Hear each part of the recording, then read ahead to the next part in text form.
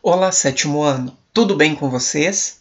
Sejam bem-vindos à nossa aula de filosofia. Nós vamos dar sequência aos nossos conteúdos, aos conteúdos que nós estávamos trabalhando. Com certeza vocês se lembram que anteriormente, lá nas nossas primeiras aulas, nós falamos bastante, sobre a importância de se descobrir tudo aquilo que existe, sobre perceber a realidade, nós termos consciência de tudo aquilo que nos cerca. Falamos bastante também sobre a questão das aparências. Vocês se lembram? Nós, inclusive, havíamos terminado o nosso último conteúdo falando um pouquinho sobre o mito da caverna de Platão, certo? Então agora nós vamos dar continuidade nos nossos conteúdos. E nós vamos, nesta aula de hoje, falar um pouco sobre o existir, certo? Sobre tudo aquilo que existe, tudo aquilo que nos cerca, tudo aquilo que está ao nosso redor. Então, a diversidade de tudo aquilo que está ao nosso redor, de tudo aquilo que nos cerca, faz com que nós tenhamos que classificar as coisas.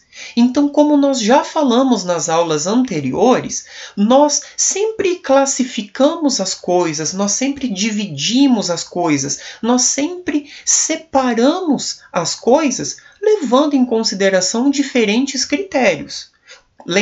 Vocês se lembram quando nós falamos bastante sobre a questão dos conjuntos, dos grupos? Pois bem, diante de tanta diversidade, enfim, diante de tantas coisas que nós temos aí ao nosso redor, nós podemos também nos enganar quando nós julgamos as aparências e nós deixamos de lado a essência. Ou seja, é muito comum, pessoal, nós sempre traçarmos julgamentos a partir das aparências externas que nós temos de algo ou de alguém. E isso é muito complicado, isso é muito, digamos assim, perigoso, porque se nós falamos apenas das aparências, por exemplo, nós estamos falando da aparência física de alguém, apenas, sem considerar a sua essência, sem considerar tudo que ela traz dentro de si, nós podemos tomar algumas atitudes precipitadas, sendo inclusive preconceituosos, por exemplo, e carregando junto conosco alguns estereótipos que provavelmente não condizem com a realidade. Certo? Então nós temos que tomar bastante cuidado para que nós não sejamos enganados pelas aparências. Nós sempre devemos buscar compreender e entender a essência das coisas e também das pessoas. Ok? Olha um exemplo que eu coloquei para vocês aí na tela. Quando nós julgamos pela aparência, ou seja, apenas aquilo que nós conseguimos observar e ver aquilo que está por fora, muitas vezes nós podemos nos enganar. Olha o que a frase diz. Não julgue pelas aparências. O que está por fora nem sempre mostra o que há por dentro. Ou seja, então se algumas vezes nós julgamos as pessoas pela sua aparência física, pelo seu corte de cabelo, se essa pessoa tem tatuagem, se ela não tem, enfim. Se nós levamos em consideração apenas o que está por fora, muitas vezes nós deixamos de conhecer a essência dessa pessoa, nós deixamos de conhecer o que ela traz de melhor dentro de si. Ok? Então, por isso, esta questão ela é muito importante para nós pensarmos, porque muitas vezes nós podemos falar alguma coisa ou emitir um julgamento que, na verdade, não condiz com a realidade. Ok? Agora, pessoal, nós vamos falar um pouquinho sobre um filósofo grego que provavelmente vocês se lembram de nós termos comentado sobre ele, que é Aristóteles. Então, quando nós falamos sobre a realidade, sobre tudo aquilo que nos cerca, é interessante retomar esse pensamento de Aristóteles, porque ele diz que o ser humano imita tudo aquilo que o cerca. Ou seja, o ser humano sempre procura fazer uma imitação de tudo aquilo que está ao seu redor. Por quê? Porque para ele, o ser humano é o maior imitador de todos os animais. Ok? E como que nós, seres humanos, imitamos a realidade que nos cerca? Nós fazemos isto por meio de uma pintura, nós podemos fazer isso por meio de poemas, nós podemos retratar a realidade por meio de uma peça de teatro, nós podemos fazer uma escultura, enfim, por meio de diversas formas. Nós sempre procuramos imitar algo que está na nossa realidade, que está presente no nosso cotidiano, que está aí no nosso dia a dia, ok? Então, de acordo com Aristóteles, as obras de arte costumam ser apreciadas pelas pessoas quando elas parecem reais. Ou seja, muitas vezes as pessoas têm certa dificuldade de entender ou de compreender uma obra de arte, seja ela qual for, quando essa obra de arte exige um pouquinho mais de pensamento, exige um pouquinho mais de esforço das pessoas. Por quê? Porque quando algo é real, quando algo se aproxima bastante da realidade com a qual ela está acostumada, com a realidade da qual as pessoas estão acostumadas, elas acabam encontrando uma maior facilidade em gostar daquela obra, certo? Olha o exemplo que eu coloquei para vocês. Se nós não lermos o título dessa obra, que é Árvore Abstrata, por exemplo, uma pessoa provavelmente teria uma certa dificuldade ao observar esta tela em associar esta imagem que está aí com uma árvore. Né? Já que muitos padrões de desenho, de obras de arte que retratam a árvore, às quais nós estamos acostumados, são um pouquinho diferentes desta que foi retratada aí.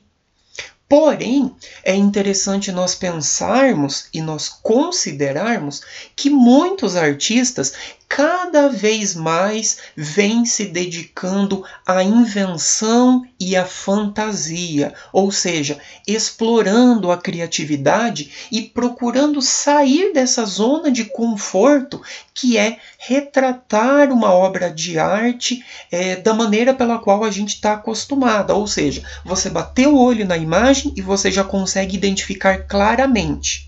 Certo? Então, muitos artistas, eles vêm cobrando bastante isso de nós, cobrando a nossa imaginação, cobrando a nossa criatividade no momento de interpretar uma obra de arte. Certo?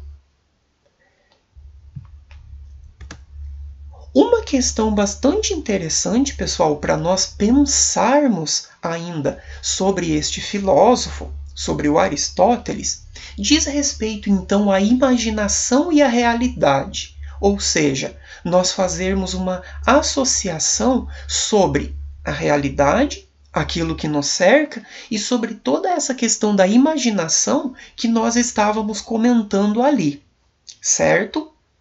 Para Aristóteles, então, segundo Aristóteles, a imaginação ela não necessita representar fielmente a realidade.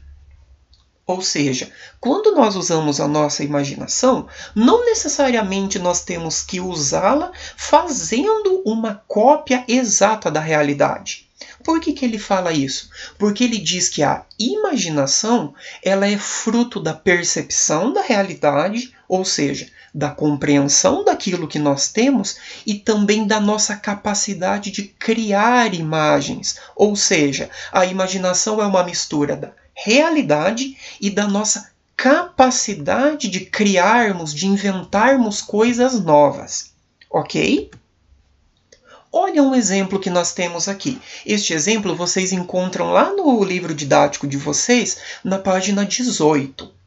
De um lado, nós temos uma representação artística que diz respeito a uma fotografia, que procura aproximar a imagem do cavalo né, deste cavalo que está aparecendo aí, com as imagens que nós estamos acostumados a encontrar no nosso dia a dia. Do outro lado, nós vamos perceber que há uma representação artística de um cavalo, né? Esta tela Cavalo, Cavalo, do Romero Brito. Então, neste caso, nós percebemos na segunda imagem, que diz respeito à representação artística, o uso da imaginação e o uso da criatividade, onde o artista fez uma mistura da imagem real que nós tínhamos do animal, cavalo, e, no caso, na segunda, ele acrescentou outros detalhes, ele acrescentou a sua imaginação, né? Ele usou a sua criatividade no momento de fazer a representação deste animal que nós conhecemos. Quando nós falamos ainda, pessoal, sobre o existir, né? Pensando aí no século XX, né, sobre a existência de tudo aquilo que nos cerca, nós destacamos este filósofo que eu coloquei aí para vocês, Jean-Paul Sartre, né, um filósofo francês que refletiu bastante sobre a existência não apenas das coisas, mas também das pessoas. Então, olha as conclusões que nós chegamos a partir do conhecimento que ele nos deixou. Primeiramente, para ele, as coisas existem porque elas são pensadas e planejadas. Ou seja, se alguma coisa existe, se há alguma coisa, é porque aquilo foi pensado e porque aquilo foi planejado anteriormente. Já as pessoas, primeiramente, começam a existir e depois elas transformam a sua existência por meio das escolhas que fazem.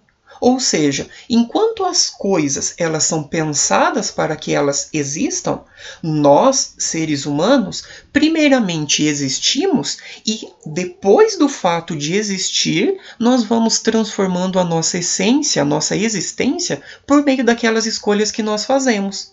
E a partir disso, a qual conclusão nós chegamos?